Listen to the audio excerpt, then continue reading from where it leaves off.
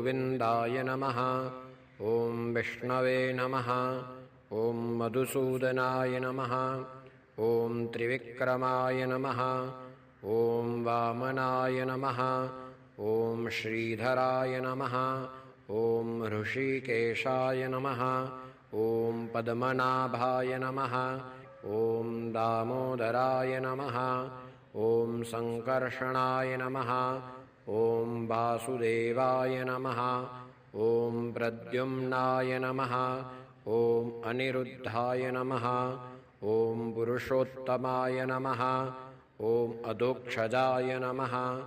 ॐ नारसिंहाय नमः। ॐ अच्युताय नमः। ॐ जनार्दनाय नमः। ॐ उपेन्द्राय नमः।